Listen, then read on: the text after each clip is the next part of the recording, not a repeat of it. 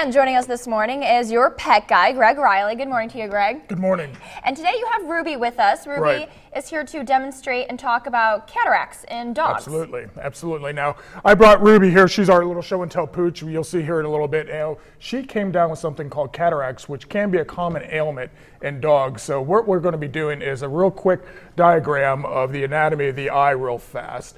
So the white part of the eye is called the sclera. Obviously, you have the cornea, which is going to be covering the eye, the iris, which is your coloration of the eye, and then the pupil.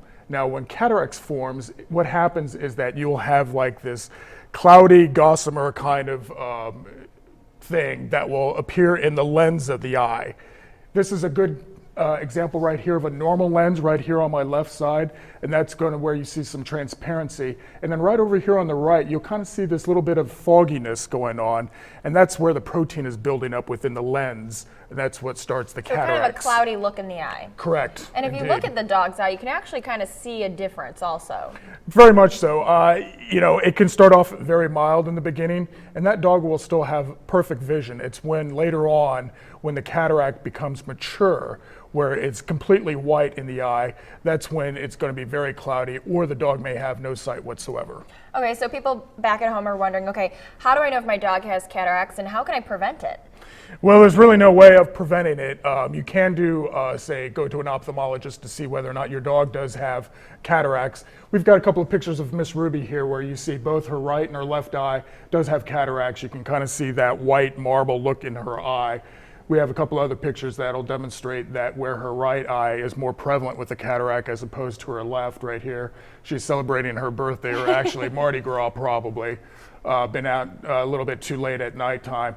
Definitely could see where the left eye is a lot less cloudy as opposed to the right. And then the final picture of her, you could really show, and it's highlighted, how her right eye, that cataract is really flaring up. It's really obvious. It's almost like a white eye. Very much so. And this can happen very quickly. It can be either a slow process, or this process can happen within a matter of days. With Ruby's case, it was within a matter of days. Oh, really? So just kind of quickly came on. Very much so. I also know that you told me earlier that this is also common in dogs with diabetes. Correct. It can be hereditary, or mostly it'll be a medical condition.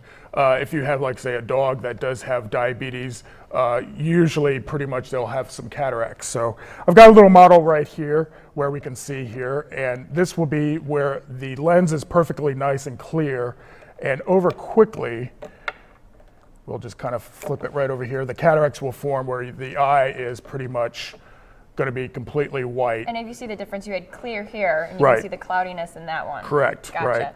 Now, with Miss Ruby, she had surgery with Dr. Heidi Klein over at IndyVet over in Indianapolis. And what they did is they actually removed the lens of the eye and replaced it with an artificial one, and that's how she's able to see and get around.